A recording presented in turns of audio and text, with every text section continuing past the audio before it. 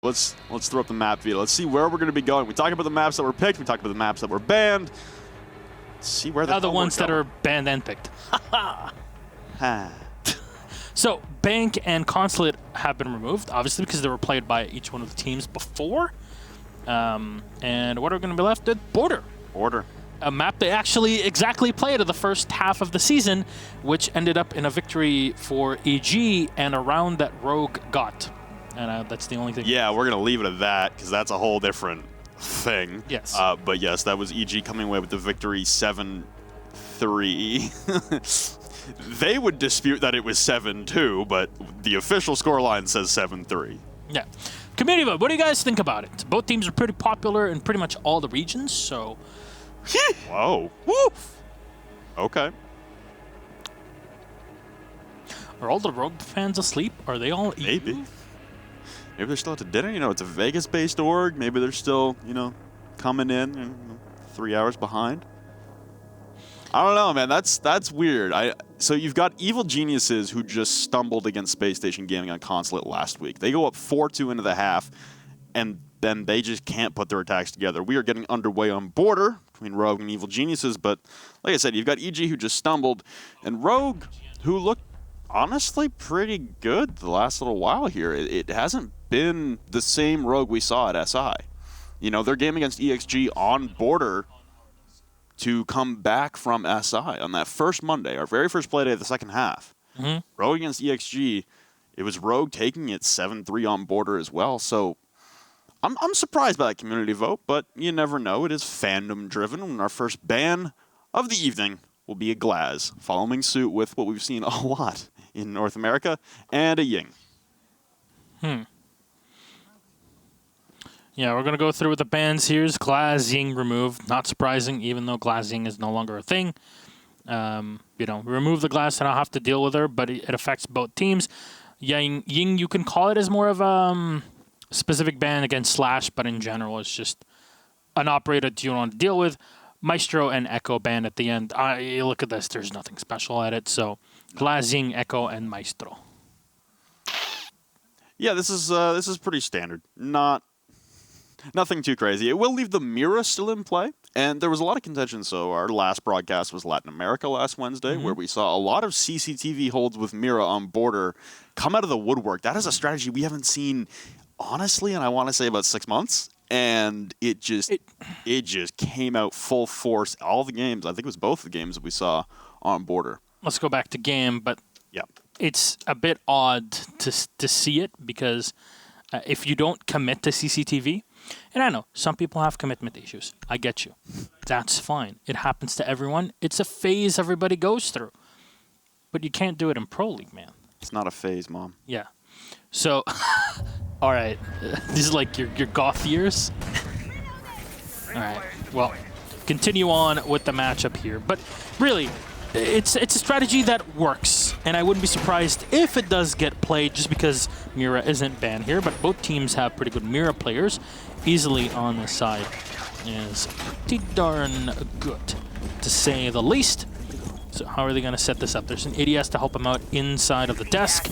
They're looking for some drones here and there. Clyde not in play, but still not really a big operator you require here, especially looking at NA where Thatcher is such a big pick, right?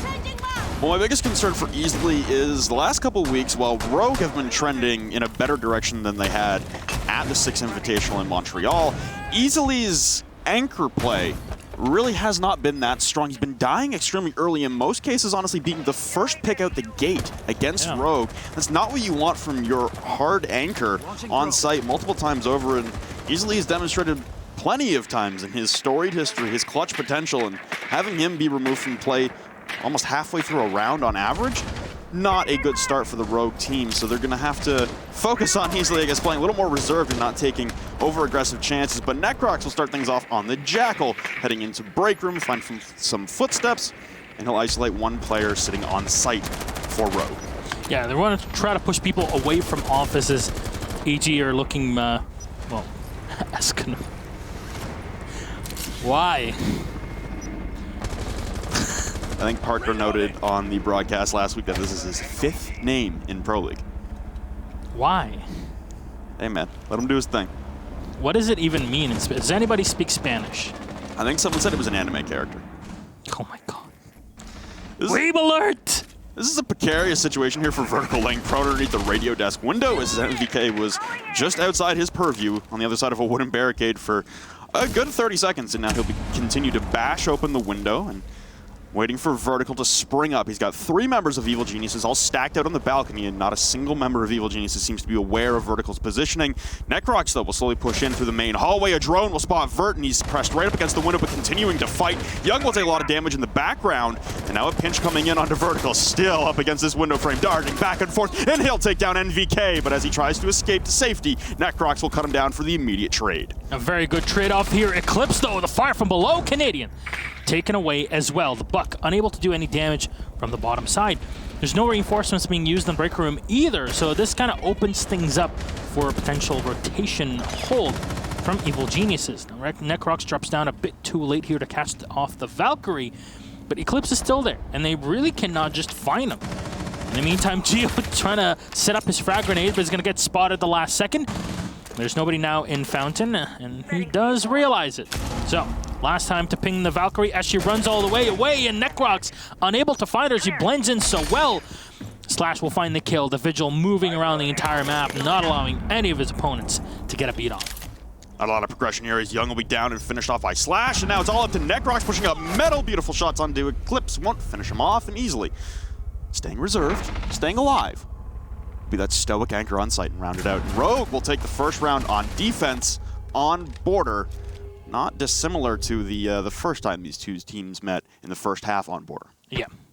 And, you know, in that match between these two teams, EG holds the tiebreak, which is why we're saying, you know, not only does Rogue have to win here, but they have to win by a margin, just in case. Because even if they tie in points against EG, they have a final play date that they can't play on week 14. You know, they have to put everything into perspective. It's that bigger picture, and that's the job of course, the coach and analyst team to kind of work on this and have all of it in their minds. So, in the words of Rogue's players themselves, maybe Tristan will do something for once. That's it. Thank God. Rogue will go down to the workshop and to ventilation. In the previous setup that they had, you saw they had a half reinforced wall on the armory, half wall as well on the desk, full wall in inside of archives, and a completely soft wall inside of the a fountain. Same thing for CCTV. They just had little reinforcements that were used around the entire site. Now, what are we going to do with this setup here?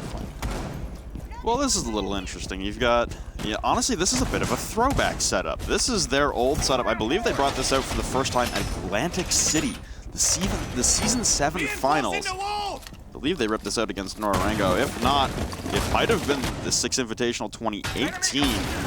It's been a while since we've seen this setup from Rogue, but it's an old classic that honestly didn't fail all that often. This hard-pressed contention into customs, with the mirror windows facing in through Passport, full reinforcements towards Tellers, a lot of horizontal control, which is antithetical to the norm, honestly, on Border, where you're used to holding vertically. That is your number one point everyone likes to hit home, is you need to hold Border vertically, and yet we're seeing a lot of horizontal play and not a lot of vertical pressure here from Rogue. Well, we'll see what kind of pressure Vertical brings to this, playing the Vigil. I wouldn't be surprised at all that he maneuvers around the map, as he's doing right now. And there you go. He'll find kill number 1. Necrox, the first man eliminated. The last man alive in the previous round. And kind of nobody in there, no drones anywhere. And the Vigil obviously counters that pretty easily, but now he can maneuver around and find another one. Oh! Geo down and Vertical. Well played. That's huge bit of kills. No impact grenades left with him, but his damage is already done. If he dies right now, it doesn't matter. He's done it all. He's taking down both Geo and Necrox, and the big thing is that's Necrox taken down first as the Jackal.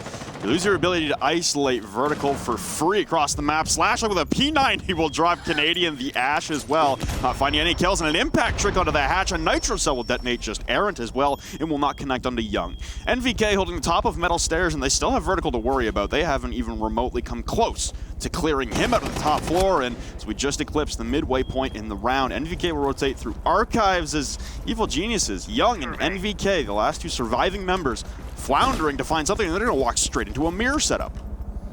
Yeah, I don't know how they're going to be able to deal with this. And Eclipse can just stand behind the desk. He can just look down the walls that are reinforced. Everything is looking great for him, but NVK will spray him, find Slash at least in the back. Put an exothermic charge on the side of the wall as barricade is being destroyed. Eclipse can just sit back, as we said, easily just waiting to time his smoke canister. You have to drone to 50 seconds left, and Young is just going to hold angles, awaiting in vertical. Will pounce, find the kill on MVK. Last alive is spotted in the back, all alone in the back office. Vertical trying to do even more damage. His shotgun will go in, and Eclipse will find the last one. Rogue with an excellent bit of play. Beautiful, beautiful on the way they just held on to the site, but also they're roam for vertical. Just put EG off balance.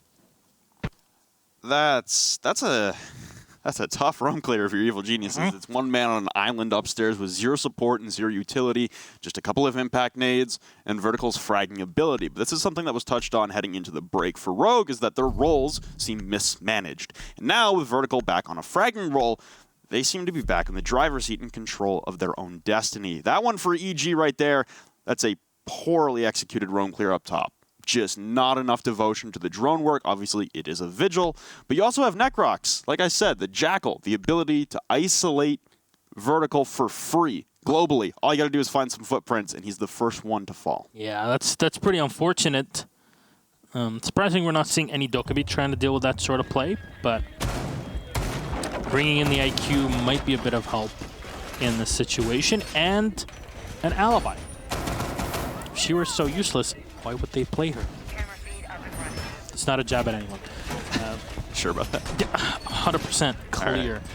But Canadian will lose one of his Twitch drones early on. As you can see, his icon is now grayed out, so that's not great.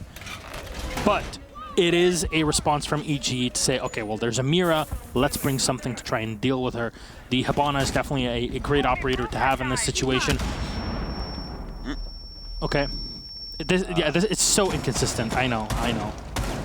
So that's a common spot where that will happen. I believe it has some interaction with the carpet as a hitbox, so that won't happen anywhere else. But that is a common spot where that does kind of not function as intended, we will say. Yeah, trust me, as someone who's into carpets, that is... What? That's a pretty tough carpet to deal with. I want to know what it's made of. Detention focus immediately for evil geniuses, and they seemed well aware of the roaming presence this time around. Slash will go for an armory, and you've got Eclipse inside a CC behind the circle monitors.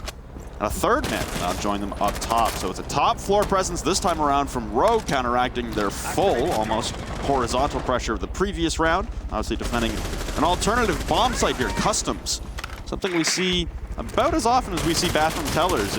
We never really see a defensive-sided majority game on Border.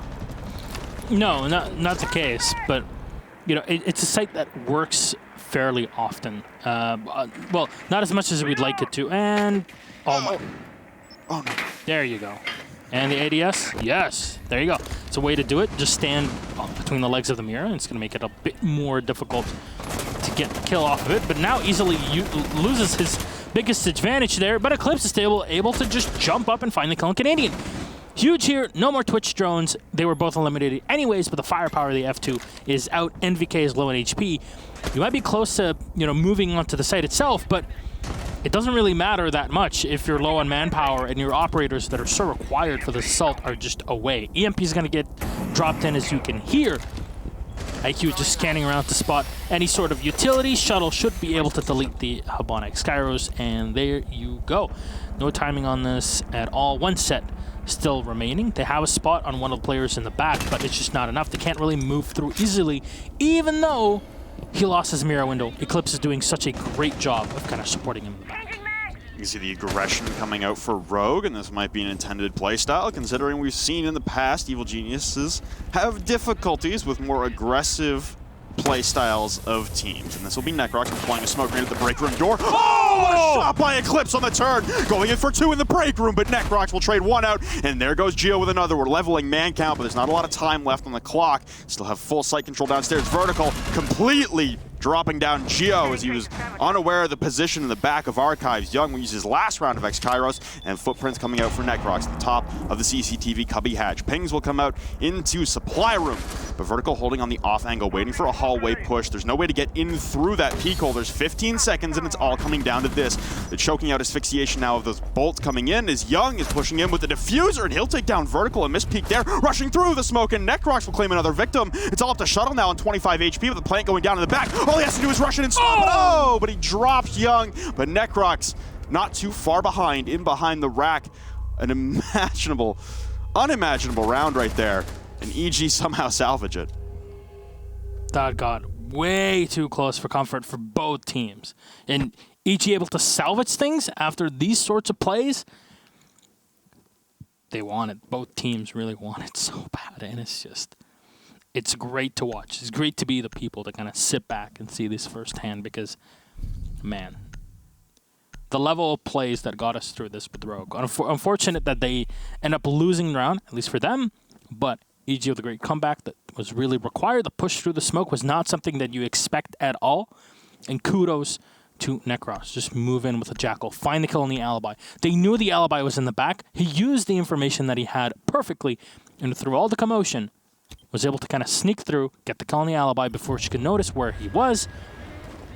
And at that point, there was only one position you could move through. That was the only flank. He lost his teammate as he went for the plant, is watching the opposite angle, coming in from the stairs. You turn around, get the last one. The bandit's too low in HP to do anything at that point. And it's just great play and reaction game overall with just so few seconds left. Rogue will go back up now to the armor. As we saw in the very first round, we'll see if they set this up in a different way. What we saw, look at the amount of kills on Rogue's side as well. EG haven't gotten really many, but what they've gotten were more than enough for them to at least get that one round that they had on the board. Well, something we touched on in the game between Rogue and Accelerate 2 weeks ago is that Rogue have a propensity lately to be vulnerable to momentous pushbacks on border specifically. They grabbed those first 2 rounds against Evil Geniuses the first time they meet, and EG run it back 6 in a row. They claw 1 back to try and stave off the 7 in a row, but eventually will fall. It's been a story for Rogue, honestly. There's been a lot of long runs against Rogue on border, just round after round after round, and they can't seem to stop the tidal wave of force coming at them. That's one round where you look like you're in strong control of your Rogue, but it's an offsite. It's your tertiary bomb site. It's not your prime focus, although... What are you doing? Aww. Beautiful drone work there as Gio will cut down Vertical, laying prone on top of the shelving rack. This is literally the second time we've used this in the week. Yes, it happened last week for Latin America. Just don't do that. Anyways. Mistakes happen, even to the best of us. We both know that. Eclipse setting up here on the window. Potential round out to deal with the IQ, but no, just going to run away and go back up the stairs. He's being Jackal tracked, so he's going to be worrying about Necrox potentially. C4 to open up the hatch, but there's nobody in there. There's at least a reinforced wall behind him to block line of sight, as he does have Slash to kind of peek in from the fountain and help him out. But this is a very open defense from Rogue. It's a lot of flexibility to it. It can leave you very vulnerable to your opponents using those against you. As what Devin would say, holes work both ways, but Rogue has been very famous for using these sorts of very flexible, open setups to their huge advantages for quite a while. Well, that's going to work against them at least. Find one here, and that's Geo. And easily with a second on NVK. Canadian Necrox will chime in with 1 each. Eclipse the last man alive. He'll spray and actually take down Young. Is being tracked as we speak, and with so little health, it's Necrox to get the finisher yet again. Ahmad is just racking up the kills. Good return to form there for Evil Geniuses after a notably sloppy first 2 rounds. And Rogue had so much control in the first couple rounds, but you lose it there. You now draw even at a 2-2. You've got 2 more rounds remaining on the defense. This really looked like it was trending in a strong Rogue fashion, but hey, props to Evil Geniuses for the resiliency and their ability to refocus. They'll now continue to attack, and the one I would say monumental change in the lineup for Evil Geniuses so far has been the swap from a Hibana to a Thermite. The first time that Evil Geniuses really looked vulnerable, way back in Season 8, the beginning of Season 8. I know I'm going back into the history books here for this one, but it was a game against then SK, now known as Dark Zero, where the op bans were just introduced that season. Then known as SK, banned Thermite on border against Evil Geniuses, and Evil Geniuses completely fell apart, only having the disposability of the Hibana as their breach because Maverick didn't exist at the time. Again, I know I'm going way back here. I don't know if that's way back. The benefit of bringing the Thermite is the better surface area you can cover, the better angles there. When they were just putting poke holes in the walls with the Hibana X Kairos, they were all peeking that nice little 3x2 pattern, and it was an easy lineup, and it allowed more maneuverability for Rogue. You saw last time around, or the first time that EG attacked this site and Rogue defended it, I believe it was Slash on the Vigil inside a fountain behind soft walls for almost a minute and a half. When you have that Thermite opening, there's way too much surface area open, way more angles you have to be accountable for. It's just a more intimidating factor to worry about if you're Rogue on the defense, and it forces them to peel back and really consolidate on the objective. It was a good change for EG, and they leveled things. Yeah, and obviously the two operators kind of function in their own way. You know, on the surface, we've talked about this a few times, but on the surface, a lot of operators seem that they do the same thing, but they're side grades of one another. You know, each one does a different thing, even though on the surface, it's literally just opening a hole in the wall, right? You know, the Hibana has more precise holes when you can open more of them, but you're kind of limited on how big of a hole you can have, and it requires so much utility. Thermite just limited on the size because you always open up the same size, and it's, you know, you can bandit trick it, or you can trick it in general with impact, etc. Much easier than anything else. And, oh man, no, Eclipse will find the first one. No damage taken against Canadian. Oh, this is huge. They're just, EG cannot find that early footing in any one of these rounds. Well, instead of going for that office balcony stack immediately, this time around in the first minute of the round anyway, they will attend much pressure towards the break room and CCTV and the armory balcony, seemingly swapping up the push from last time. A successful office push is met with an attempted armory side push, and they lose Canadian. Their pressure on the sandwich window, a beautiful pre-fire from Eclipse. They have the wall open, but they don't really have a lot of pressure anywhere else, and they don't have anyone downstairs currently to deal with this mirror inside a small office. Nobody watching flank either for Slash. It's a very one spot focused push right now for Evil Geniuses. Very single-minded. Well, in the meantime, Eclipse still in the back and just playing by half wall.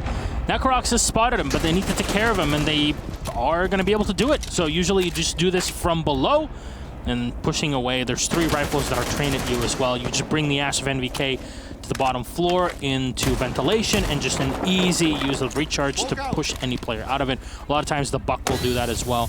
In this case, the Ash doesn't really matter. Sometimes the Sophia even then does it, as long as you have that soft breach. A lot of fire and a lot of damage done to Slash, but it's all smoke and mirrors so far. Nothing really enough to take away the players off of the board for Rogue, as the players just are going to sit back behind their mirror windows, sit tight as Geo is locking things in. EG at the 30-second mark going to try to go for the push. Geo will find the first one. That's easily. The advantage goes for the attack, as Shuttle will get one more onto Young, denying the plant, and another one as well. Necrox running right into him. Can he get the third? No, it's NVK to get the kill, and then a spray. Shuttle now with 3 kills. Shotgun in hand, not enough to flick onto Geo. Soft wall in the back, vertical. Has full HP, and time is on his side. All he needs to do is just to move in, find the kill. They're going to try to stick it. No, the IQ turns around for the kill. Oh, Geo, he does it! The last second spray to the head. 1 second on the clock. We saw Nyx doing this weeks upon weeks ago, and look at that dancing. Geo, there's a mariachi band playing somewhere, because this man is just en fuego. Oh, wow. Remember when we came into the game? I do remember that. Long, momentous runs against Rogue on border. Yeah, that's 2 rounds now. The customs and supply room defense, and that round. That if you're Rogue, you're looking back on and going, probably should have won those. Yeah. I really don't want to see Rogue get demoralized here. They're going to try for a 3rd straight attempt now to go to Armory Lockers and Archives. Everything was going in the way of Rogue there. The time management, they still had the small office mirror. They get the first pick onto Canadian 2 on the sandwich window without sacrificing any utility, either of the mirrors. They get both the Twitch drones illuminated extremely early on. You have time control, 20 seconds left, and the diffuser's lost in a shroud of smoke, and Shuttle's lining them up and knocking them down. And it all comes down to Gio in a 1v2 clutch. And man, does he pull that off brilliantly. Oh, you gotta feel for that one if you're Rogue. That's that 1 second clutch, man. He knew, I either plant or I kill. And the Jaeger got duped. You plagued yourself. Camera in position. That's a tough one. That's just demoralizing. Like you're right. There's nothing really more to that round, at least in the end portion of that, other than Gio went huge, and yeah, Vert kinda got played. Gio played him like a book, and you play a book? Sorry, read him like a book. There you go. What do you play? Play him like a guitar. Oh damn. Play him like a fiddle is the expression. I've never played. Do you play a fiddle? Hell no. You know, I've heard this story about a devil that went down to Georgia. Anyway. He was looking for a soul to sing. Anyway. Coming back into the game. Again, CCTV pressure for Evil Geniuses, but it's just Necrox, and he's not dying in the first minute alone inside of Break Room this time. And that's another point that I want to kind of touch on here for Rogue, is they've lost that kind of aggressive edge they came out the gates firing with. You know, you had Vertical prone under radio desk window for the first round for a minute and a half. Where are those plays from Rogue? It seems like they're consolidating. It seems like they're peeling back and not getting aggressive. They're turtling a little bit, and it seems like EG are walking all over them for it. And there goes an exothermic charge, I imagine, onto Trip Wall outside of offices. You've got Canadian downstairs being dispatched by Eclipse again without taking a single point of damage. Oh man, Canadians just not having the best of games so far. Rogue's roam play is really excellent. They're doubling down on it, and Vertical finds one more. That's NVK out of the picture. Vertical and Eclipse both running the Alibi and the Vigil. They're doing a decent chunk of work here, taking away the buck. So now, you know, plays around half wall are going to be very difficult to deal with because you don't have that breach anymore. And, you know, it's at least the one redeeming factor is that, well, you didn't really need a Thatcher because there's no Bandit. You know, always look on the bright side of life. Necrox slowly pushing his way up metal. I imagine he's trying to find a different defender to isolate here, and he will find some more footprints, but it's Eclipse's footprints once again. He's unable to scan them because he's already got him on ping. One more rotation, he'll most likely rescan Eclipse. Necrox will take down Slash, but Eclipse on the immediate trade. The man he was hunting will hunt his hunter back. There's a lot of hunting being done, but Vertical inside of office, inside of the sandwich. There goes Gio looking skyward for cameras, and Eclipse will round it out. The first half will come to a close at a draw 3-3. Young falls outside of the Archives balcony, and it's a good stop to the bleeding there for Rogue. They head up 2-0 early. It's a good run back there from EG, and probably a couple rounds they should not have won. Good resiliency there, but Rogue able to equalize. And we head into the half.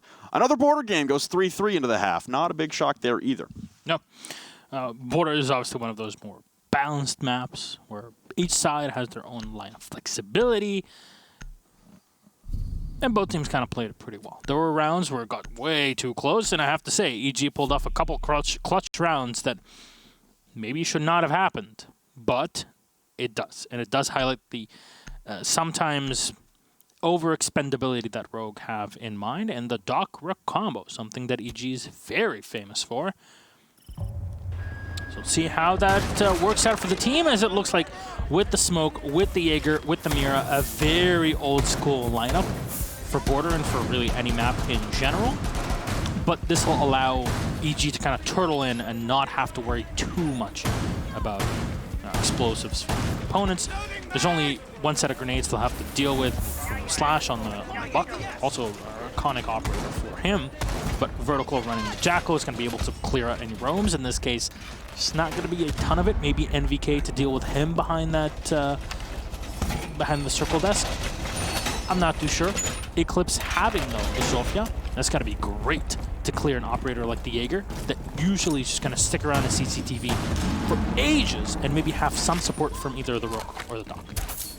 one thing I really want to commend Evil Geniuses for as well in that first half was their flexibility. Like you pointed out, Canadian not having the greatest game frag-wise, so they cycled through his role plenty of times over. They swap out the Hibana for the Thermite as well. There were plenty of cycles there from rolls back and forth for each member, as well as operators being swapped in and out. So Evil Geniuses continuing their run of being some of the most dynamic players on one team in the world. I have G2 probably leading that charge in that conversation, but Evil Geniuses, their dynamic play and their ability to be flexible can't be underrated. That's very true. That flexibility is what makes champions. I've seen them do it once. It's been a while, but... In a while. Yes, it was there. But sometimes you get superseded. That doesn't mean that you're still not really good at what you do.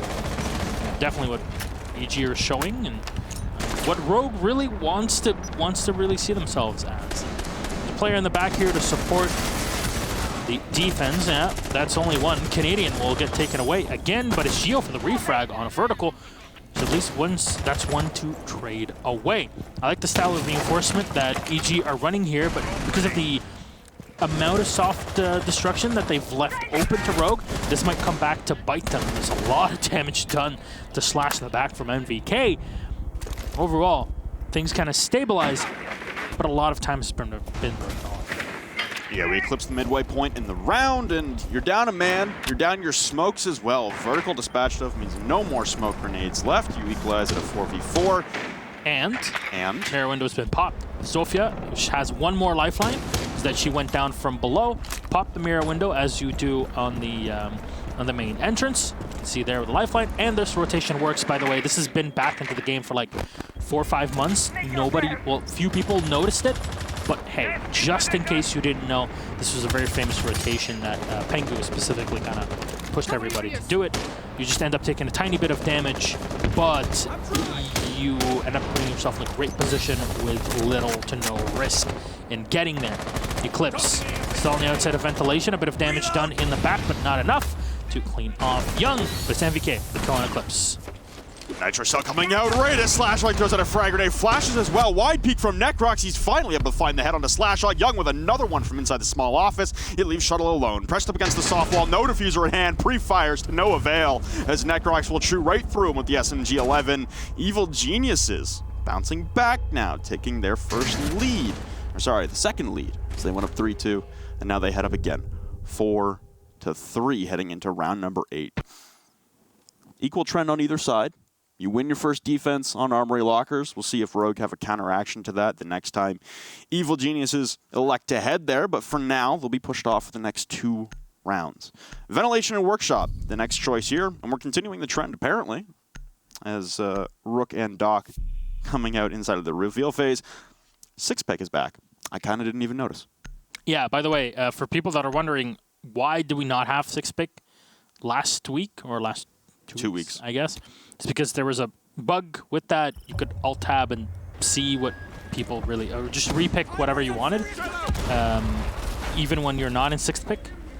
So... we turned it off. We turned it off for a couple weeks. Now it's fixed, and now we can use it. Obviously, if something's taken away for one region, it should be removed for all the others for the same play week until things are fixed. It's just only fair for everyone. So there you go. Now you know. Necrox, not surprising at all that he keeps the Clyde, but this kind of gives you a few different ideas, because instead of the usual smoke that he plays, it says, okay, well, we're going to hold on to walls and specifically to hatches. It's really the big things that the Electric Claw that Tila brings in from Clyde, and it allows Necrox to kind of create choke points that will force Rogue to use their utility if they want to deal with them. Still has one Electro Claw in the back pocket, but obviously Shuttle bringing in the Thatcher, which is such a huge operator pick for the region, pretty good. And they're running one Tila up there as well, which is, it's good. You don't need to have 2-minute batteries and play whatever setups. It's just very difficult to snipe off as well. So in general, with that AoE on it, it's a great thing to use in these situations. Reloading. Rogue with 4 members of the squad, all stacked outside of the office balcony, looking to push in through trip wall momentarily as Slashlight will get the call from the rest of the team that office is clear. no one's going to come sprinting out of that hole that he's going to erect with his skeleton key in. Necroc's downstairs. I imagine they've got a lot of kill holes pre-placed because this shotgun, not a lot of kill holes actually. And that'll be Geo dropping down from the Archives hatches. He doesn't want to stand and fight and contest this control, being pinched in from both AC and the office windows. With no Jaeger on the board, frag grenades descending upon him from Slashug could be a big concern. EMP is going to get thrown in the back, so there you go. That's the Artilla disabled. Allow the Thermite to come in and open up the wall. There's nobody on the other side except for MVK holding that long angle, but then you have Geo in the back, and he'll find the kill. Slash, that soft wall through the fountain. He's able to play the main stairs for it. Spray in and get that kill. Huge start here. Slash has been removed without being able to use any of his grenades. So big utility lost here, especially when you're attacking from the top down.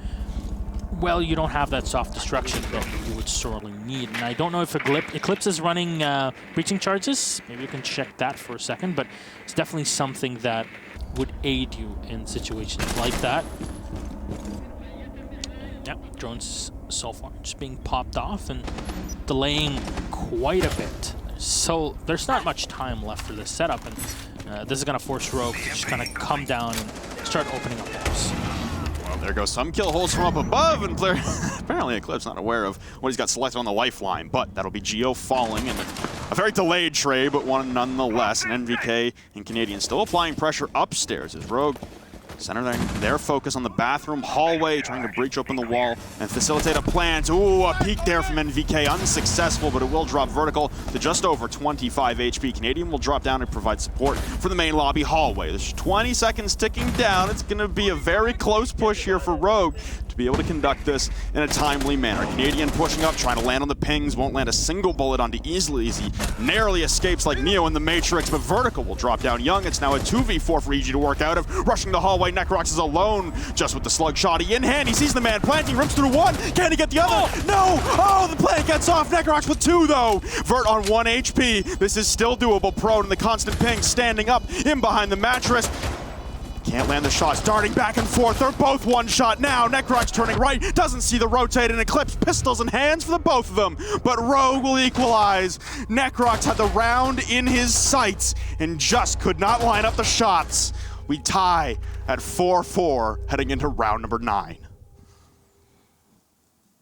That was way too close for comfort. It shouldn't have gotten that far for Rogue either. If you look at the way that EG had their setups in their early picks, but they're able to bring it back. And a 4-4 scoreline does not bode too well for any of these two. Remember, a tie or a loss or terrible for Rogue. And already with 4 rounds out, Rogue have lost the potential tiebreak, even if they win this. So no matter how you look at it, if Rogue don't win, they've lost and lost quite a bit. Because, for people that are watching right now, they might be wondering, well, what do you mean? It's just, you have to look at the bigger picture. 14 play days, your goal is not just to survive. If you're Rogue, your goal is to go to LAN. And to make it to Milan, this is what you should be doing. I know, we repeat it a few times, but you have to get the big picture. And, Rogue are not too far off from being in a position where they can go to LAN, but they're not too far off from losing it. No, and I think just to clarify what we're talking about with the tiebreak. So to refresh everyone's memory, the official score line from the first time these two played was 7-3. It was also a game-on border in the first half of Season 9. The tiebreak rules dictate that if you are tied with another team in points, tiebreak will be the round differential in your 2 games played against one another. Considering that Evil Geniuses won that first game 7-3, they hold a +4 differential. If Rogue even win this game 7-4 now, they will only take 3 rounds back in that favor. That's the best scoreline they can even get in this current game for a win.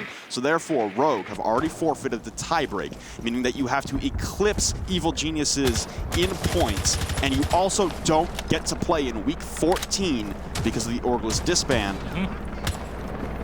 The round count right now is actually massive for Rogue. Yeah. we're really trying to look at the big picture. It seems like the site is a lot more open than we thought. Eclipse is going to move in, destroy his own drone, and they find 3 kills very, very quickly. And trying to get a shot at their own teammates. Canadian, though, from the side.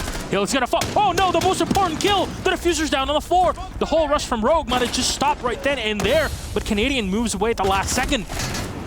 Takes a lot of damage here, but can heal himself up as the Doc. Slash will go for the diffuser plant. As Eclipse puts himself inside of the bathroom, Shuttle watching the rotations, and there's a smoke as well. Smoke. Well, NVK has been pushed up here in HP, just healed back up by Canadian, but this retake is going to take a bit more than just raw firepower. Canadian is lost. No way for NVK to support him in the position he was in, and you can spot the leg, you can do damage, but it's just not enough to clear anyone. And now you've alerted everyone to your position. Zofia just firing right in, and Slash will get the last one. Rogue almost failing in that rush, but they see the opening, and they go for it. It's a great play here by the team. And Rogue go up around 5-4. They're getting better and better at this. Flexibility kind of seems to be the mainstay of both of these teams. There's a reason why they're two of the best out there. I mean, good identification of a weak point in that strategy, which was walk in the front door. There's not really a lot of people watching that and paying a lot of attention to that. And you saw last time, Rogue go for that full top clear. They stack 4 on the office balcony and go for a topside push all the way from offices to armory, and they head downstairs. They open up the bathroom wall. And then Rogue realize they are contesting the top floor hold and the top floor clear quite heavily. What if we just didn't? What if we just ran into sight? And a lot of good droning there, a lot of good preparation. That doesn't just happen on a whim. That happens on a call. And that's got to be Slash giving that call to the team saying, guys, I swear to God, trust me. You have to have a lot of faith when you're in a comp team, but walk through the front door. I got the pings, 1 bathroom rotate, 1 behind server desk. We get those 2, and they also got a 3rd in the process. It was Canadian and NVK left alone, 1 inside of customs and 1 upstairs, both stranded on islands. They tried to reorganize themselves together over by that customs hatch, but 2v4 site retake, that's a difficult task for anyone to accomplish, even with the 2 MP5 ACOGs. Yeah, very true, especially with the MP5 losing a bit of its longer range damage in the recent patch. It's not the biggest of deals, but you were playing long range fights. You know, those 3 or 4 points of damage are really gonna prevent. You'll end up with a lot of situations where like, oh, he's alive with 7 HP, but I guess it happens. But defense from EG, pretty standard here in the armory, something that we've seen quite a bit of and fairly successful by the defense. We'll see the Bandit being played Nokai this time around, though again, there's a stature, so it's not going to be too difficult to deal with it. Just comes down to what Rogue wants to do. Do they go for office take? Do they want to just come around through the armory? And I'm kind of guessing that they are very much willing to go for here. And there you go. It's a tiny drone hole. You can come in. It's like a cat flap. Well, it seems like NVK is angered by the presence of a drone coming through, and Slash like out on the balcony. Some return fire, errantly shot through a couple soft walls there, most likely from Fountain. The Shuttle has the main hallway cut off. No rotations through CCTV as long as Shuttle holds his post at the top of East Stairs. We can see inside of Fountain, there is NVK with that 416 carbine. Everyone looking to see if anyone's going to play that top angle up top of the bookshelves and archives. No such luck, but Canadian spotted on a drone rushing towards ventilation and the front door. It's precarious, as he's one of the only 2 nitro cells on the side for Evil Geniuses, and he might be getting a little creative with a run out here. Maybe provided some intel from the Valkyrie cameras. I'm not sure if Vertical is getting ready to smoke off the mirror window before a push. It would make a lot of sense, and there you go. That's exactly what he's going to do. So he's going to use that to move in and kind of isolate where the mirror would be playing, but there's nobody in there. The drone just was not around to spot any player in the back. Mira's backpack is spotted, but you can't actually shoot that. Slash will take a decent, just tiny bit of damage, and, well, you can shoot the body. That's 1 for him, but it's Geo with the refrag to take down Slash. Mira for a buck, a pretty equal trade for both of these teams.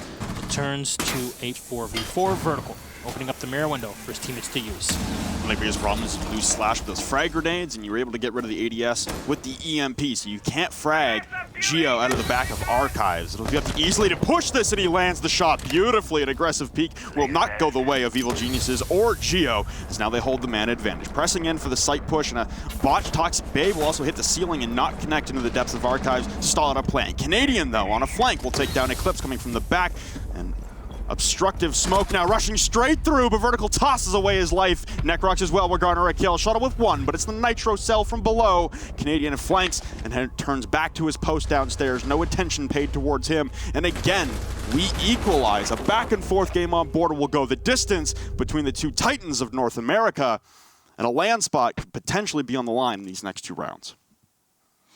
Very true. EG, I mean, EG are definitely looking for the victory. The tie would still be okay, but in the grand scheme of things, the more points you put on the board, the better it is. Reciprocity and Dark Zero are breathing down EG's neck. Dark Zero are on top. EG lost that advantage, but all 3 teams have been kind of trading off the top 1 or 2 spots since day 1 of this season. So, yeah. You also have to remember that Evil Geniuses still have a game in hand. They have not played their bye-week game. Yeah, their final, it just basically means that they play weekday 14, right? Yes. So both Dark Zero and Space Station have played out all their game, or played more games than Evil Geniuses. I guess I should put it in that term. But right now it's Rise, EXG, and EG that have games in hand right now. They've played 1 game fewer than the rest of the region.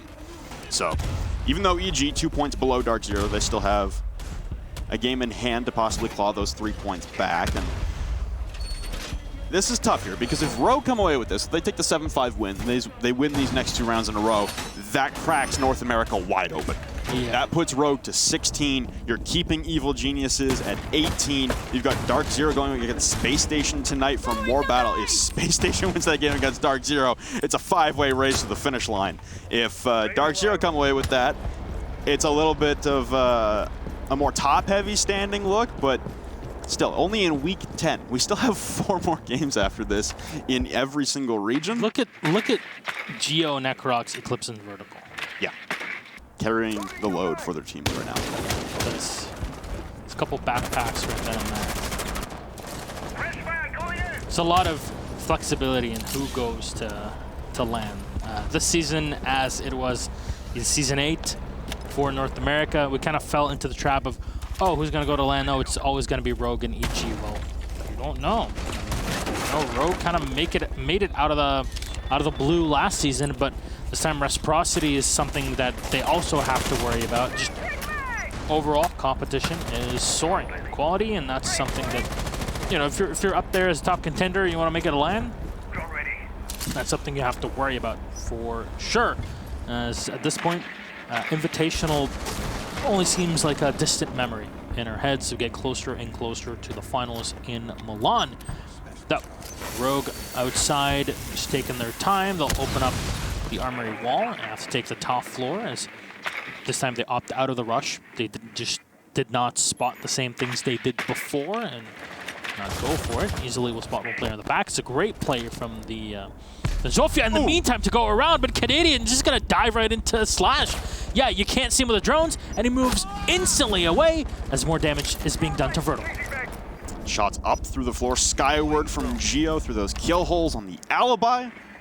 Take away 25 HP, 1/4 of the health at Vertical's disposal, and now Geo evading the drones with a sea of Prismas deployed as well, and now hitting a Legion Mine as Vertical as he heads towards 90. A vault in here from Eclipse now, and he's looking to stun out Geo by the radio desk, and he's holding his presence but triggering 1 Prisma and still in behind. Not moving an inch is Geo. Finally will stand and fight, but take a lot of damage to the chest. More descending now. He's able to down off 1, but the foot exposed. Can't land the shot. Finally, Easily will pinch out, and we will equalize again at the man count. It's Canadian firing up, who got that initial pick. Now they lose Geo upstairs. The biggest thing for Evil Geniuses, though, is time. They've surrendered the top control, so now they have to dart away, but the health advantage on the side of Evil Geniuses, the time advantage on the side of EG, looking to secure at least 1 point. VK looking down from below. Again, you talked about the advantages that are there, and still, you can hear Canadian moving around. The Alibi just being a nuisance everywhere, as Necrox is just sniping those drones. He'll fire in. That's the thermite taken away. Shuttle with a refrag, but Necrox is ready for a potential dive from the outside. Vertical and Shuttle will find a kill each, but they're so low on HP, and Necrox, oh, he gets taken away. Is there any time to plant? No! You forgot your most important job. And you had only one. The fuser dropped away by the thermite. A great shot to come in by Necrox, and then the round ends right then and there. Canadian in the 1v2 didn't even need to fire a bullet for it, as EG guarantee a point. Rogue, much to their dismay, are now in a bit of a pickle.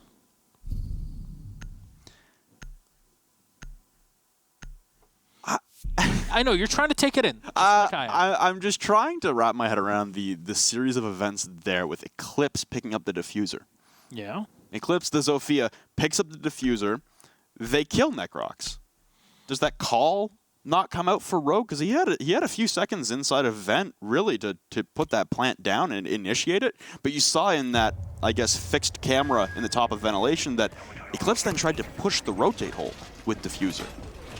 I'm curious what the call coming out there for Rogue was, whether they thought Canadians still had top control. Maybe he flanked back upstairs. That was the assumption from Rogue, because we saw it clear as day. He was inside a bathroom, but as a Vigil, kind of difficult to drone out.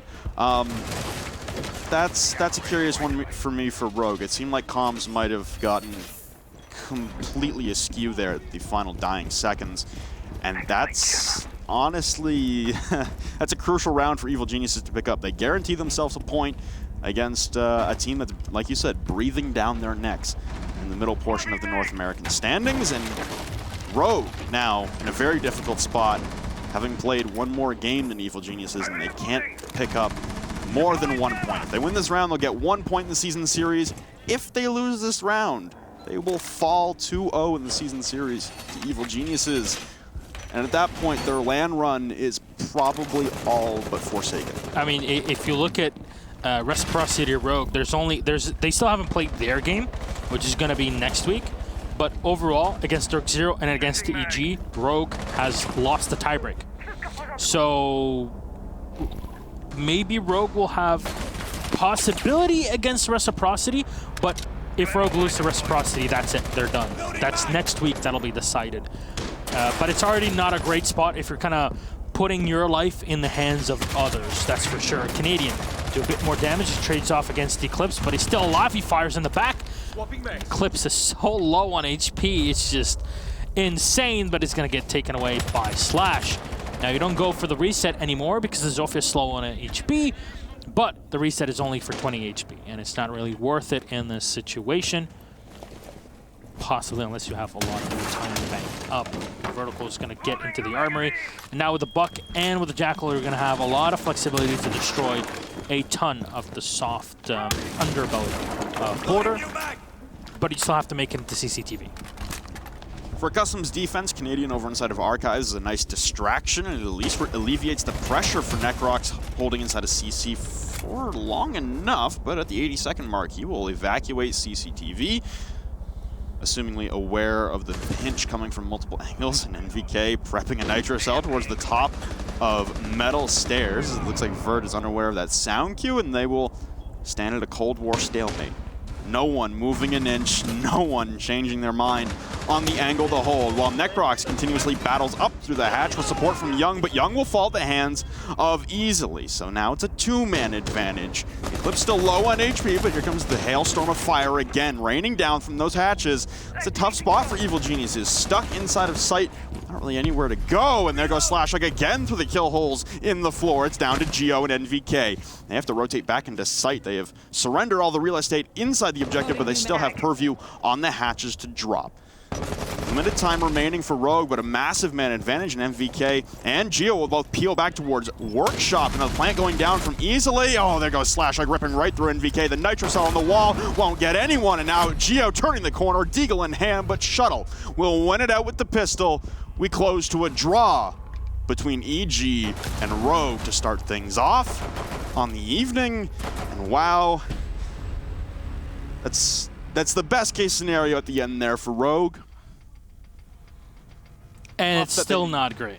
Tough that they didn't get the 3 points to propel them into a possible land position there. Yeah, that's the emptiness of a draw. As you can tell, the emptiness in Rogue's mind so far. The 6-6 at the end of the day. And that's definitely not the number you want to be dialing to get you to Milan. Unfortunately, the tiebreak is held by EG. They have the extra points as well.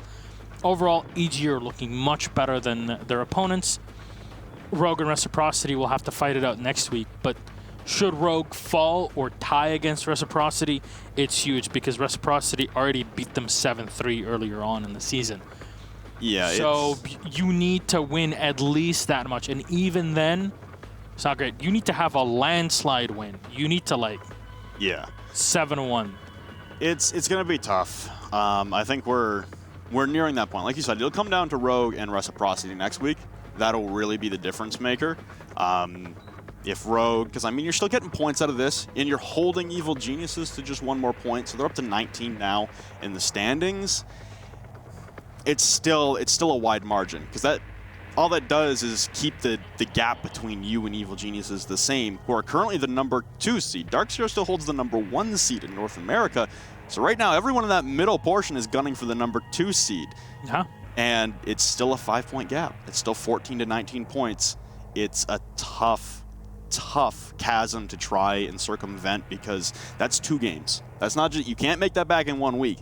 You got to go back to back, get 2 wins. And again, like we said off the top of the show, your fate is no longer just in your hands. Yeah. You rely on other teams losing some games, making mistakes, and I hate to point them out, but Rise right now look like an easier target to pick up some points. Much easier. Based on the standings. And we've seen a lot of heavy-hitting games to lead off North America for the back half of the season, but now we're getting into the territory of the season where some of those big hitters at the top of the standings will have their game against teams like EXG and Rise. Yeah, and EXG has been surprising everyone with a lot of the plays that they've had. I mean, we can look at last week's victory that they had against Reciprocity, which Reciprocity should have had in the back. And they just did not take it. The thing is, week 12, when the Reciprocity aren't playing, it's Rogue plays SSG, EG plays Dark Zero. And today, SSG Dark Zero, I mean, SSG definitely always have the potential to upset. They beat EG less play day as well in a pretty fantastic way, to say the least. So even for Dark Zero, it's not like, oh, we're in the lead and we can just relax. Just because you're there, it doesn't mean that you're going to stay there forever, and it doesn't mean like teams like Dark Zero or SSG or Rogue or whoever will try to take those points away from you. It's like stealing your teammates' games. Like, you need to do it. Well, and the big worry again for Dark Zero is the fact that they have played an extra game over Evil Geniuses, and now Evil Geniuses are 1 point back. They were heading into the day 2 points up, 20 points for Dark Zero and 18 points for Evil Geniuses. The draw now propels Evil Geniuses to 19. Currently, they've played the same number of games, but Dark Zero will play Space Station to round out the broadcast tonight. It's getting very hairy near the top, and we might come down to another final week of a play-in to the playoff scenario, like we did last season between Rogue and then known as SK, now known as Dark Zero. That was literally that spot came down to 1v1. Yep. That was Rogue won it. The whole thing. That entire week between NA, LATAM, and EU was pretty huge. I mean, Immortals as well had a pretty striking game the week, and at the end of the weekday as well, we're kind of looking at, will Mocket / now Na'Vi make it there or not? Complication as well. It's just, and they ended up doing it over back then Millennium. Yep. Now basically Extreme in Challenger League, even though they're kind of Lustream as well, you kind of split them in the two, right? But yeah, we're actually setting up something in the meantime, so we're not just talking over random stuff. Yeah, we're not talking for no reason. We're not going to dig too deeply into strategies, but there's some of the stuff that need to highlight. I don't know about you, but for me, it's like the Vigil Roam, the Alibi, the role of the Alibi that was ran by really both teams. The way that EG were kind of structuring their pushes, even though Canadian was being picked off every round, at least on their attack. And even when he was, they would change that role. What drives them to pick up those roles and change them out? In round number 5, where Rogue kind of delayed the smoke with Shuttle for quite a bit, and then Geo just kind of happened, right? Just kind of happened. Yeah, and then the rush. So how do you drone things out? When do you realize, okay, this is clear enough for us to rush in? All these sorts of things. These are like split-second decisions that need to be made. And it's very difficult to bring it into perspective, the amount of work and effort and training and all that puts you in positions where we're familiar in this. We know from our own side of casters where we need to think about those strategies and how to talk about them and formulate them in the moment. Yeah. Very similar, but if you're playing, you have the pressure of also, if I lose this, this is going to be big, and it might trail on and on and on, round and after. So it's not just how to react in that moment, but how do you kind of get yourself out of it if it does not work. There's so many ways to try and pick out brains from different players and coaches and in-game leaders that have their own ideas and everything, which pretty impressive to say the least. Yeah, I think the flexibility for both of these teams was put on display, especially on a map like Border, where you have that ability to kind of maneuver what you want to do, and you can break free of the mold that you're usually set up in. You can really tinker with the lineup, even with the bans coming out. You know, you lose some of your more aggressive operators in Glaz and Ying on the attacking side. Insert 2 out of the 3 mainstay band defenders, and it just happened to be Echo and Maestro in this game. You leave Mira up, but outside of that, you can still really maneuver with your operators and try and pick and choose what you want to do. And I thought both teams really put on display how quick they were to adapt. They didn't keep driving the same thing into the ground over and over again. You know, you still get that back-to-back attack onto Ventilation Workshop for Rogue. One time they go upstairs for a full-on clear. The second time, just go in the front door, guys. And honestly, this is something that is in stark contrast to what we saw in Latin America. Yes. Where the level of play for certain teams is just not there in the flexibility, where they kind of tunnel vision into, oh, we need to run this. We need to run the Clyde every single round. Or we saw, not on Border, but specifically on Clubhouse a couple weeks ago. It's like, well, can you just stop? It's evidently not working. Maybe you should go for something else. Like 4 rounds in a row, they go down to church and just play again and again, and that's not what you want. You want flexibility. It's not just here's a bit of wholesome moment. It's not just about being flexible in the game, but it's also being flexible in your thoughts and ideas and the way you work around people in real life. Bit of a life lessons, because we keep learning them every day, don't we? Rainbow Six teaches us much more than you think. We're still waiting on that thing, by the way. If it's going to happen, so we're not going to tell you what it is. Yeah, it might not, so... Yeah. What else? You want to look ahead to the next game? Just do a little bit of pre-game warm-up? Yeah. All right, so... Rise Reciprocity. Rise Reciprocity. I don't know, man. Rise are in a pretty tough spot. Rise are in a tough spot. Reciprocity last week definitely looked vulnerable. It looked like they all had an off day. We won't be seeing Clubhouse again, because last week's game against EXG for Reciprocity was on Clubhouse, and Rise had the week off last week. So... I mean, last time Rise played, they 7-5 against SSG on Oregon. Okay. So Oregon's going to be the banned one, I guess. The other one taken out because it was 2 weeks ago. I don't know if it applies in that same way. I We'll have don't to know. check. There's a lot of things we got to then look back on in the rulebook and then go, but does this apply with a disband? Yeah, we're not admins, very clearly. Yeah, we don't make the rules. But, I mean, hey, Reciprocity looked human. For a team that waited against a lot of people's expectations to the semifinals against G2 of the 6 Invitational. I mean, they didn't fare too well against G2, but no, they also got there. They also laid a pretty good game into EG. Oh, yes. In the quarterfinals. That was such a great game. And, you know, in Pro League, they've also looked pretty dominant for a lot of their games. And a lot of people, I mean, what was the community vote? I think it was 80-20 split in that range for Reciprocity. And EXG surprising 7-2 win. Yeah, it's very surprisingly. Yeah, and you're like, why did this happen on Clubhouse? Yeah, of all maps? Because it's Reciprocity. It's a great map for Reciprocity as well. And you're like, oh, maybe, and you know, I don't want to put everything on a coach, but I think Pojaman's understanding of the strategy from Reciprocity kind of helps. It's not going to be the be-all, end-all, no, but it's definitely something that'll put things into perspective. If you're already good players, you just need a different way of thinking to allow you to really shine in the skills that you have. And Reciprocity also looked like they were adopting a different play style. Very, very aggressive play style. But it looks like we might actually be ready to go. Yeah, so there you go. Hey, boys. Before we start off with this, let's just introduce people to what we have here. So, ladies and gentlemen, welcome to our first ever post-draw interview. And I know everybody's bored with this, like, oh, teams have drawn, we can't talk to the cool people on the other side. Well, now we can. With the beauty of modern technology, we have this allowed. And guess what we have? Pro League Studio with both of us that can speak, myself and Flynn. And on the other side, it's Tristan and, of course, Gotcha from Rogue and EG, respectively. And they're going to talk to us a bit, have a bit of a chit-chat. First of all, Rob, it's up to you. You can ask whatever you want. Sure. So I guess I'll start the floor with Tristan. We noted on the broadcast. Oh, look at Ella! There's Ella. She's so cute! All right, so We're here to Rogue, give the people what they want.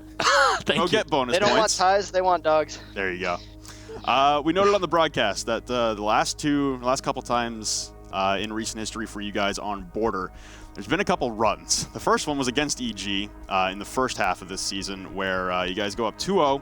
EG come back with 6 straight. You get 1 back, and then you fall 7-3. There's a lot of controversy with that game. I'm not going to get into that. The second one was SSG. You guys go up 5-1 on Border against Space Station, and then Space Station run back another 5-1. So cute. Yeah. When you guys go up 2-0 and EG bring 3 back, are you feeling the pressure that it's going to be another run back, or are you guys prepared for another one of those scenarios on Border tonight? We were really prepared. We had a pretty good idea that EG would come in with some stuff to counter what we do on Border. It's a map they don't play a ton, but they really like to play us on it. So we knew they'd be ready for our stuff. We had a bunch of variations that we were ready to run. So we just kind of were cycling through that, and we knew that we had some different options, some different looks that we could show them that we thought would be successful against what they might bring against what we'd run in the past. So I don't think we were ever really worried about them going on like a run that we couldn't come back from.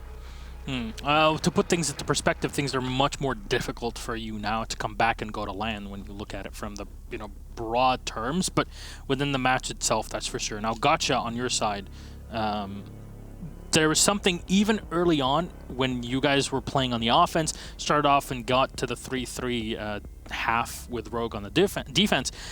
Right.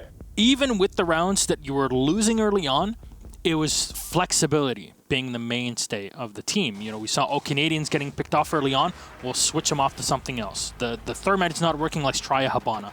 Let's do something different. And I really want to see it from your perspective, as I assume that you're sitting with the team and TeamSpeak kind of really listening into their comms. Right. How are these things decided to kind of try to play the flex game against Rogue or any team in general? Yeah, so as a team, we try to be as adaptable as possible, and that comes out to good IGLing and just everyone pitching in different ideas and saying, hey, this didn't work last time, this did work better, and then just switching off accordingly. So we try not to just stick to one strategy and only stick to that strategy. We try to just remain adaptable to what the other team's doing. So everyone plays a part in that for sure. Yeah, and even in the rounds that got pretty complicated, you're able to bring it back with pretty excellent 1v1 plays. Gio, even with the odd name that he picked today on his plays, it was still a lot of just good sound communication that was running through. So for Gotcha, for Evil Geniuses, you guys, honestly, like we said in that first half there were a lot of rounds where on the attacking side, especially attacking Armory and Lockers, you guys had pretty solid control. And then it evaporated in mere seconds. Was there a lot of confusion on the attacks? Because last week you guys had some pretty poor, I think it's fair to say, attacks against Space Station Gaming on Consulate. Did you guys rework something on the attacks that threw a wrench in the plan today, or was it just Rogue retaliating in turn? Rogue were just playing a little bit more aggressive than we thought they would be playing initially, and that's just something that we just had to adapt to. Once we adapted, then we pretty much won the rest of the attack rounds. So it was a good play by them, and they showed us some new things on defense that they typically didn't show from previous games. So going back to what Ranger said, they were certainly trying some new things on us as well.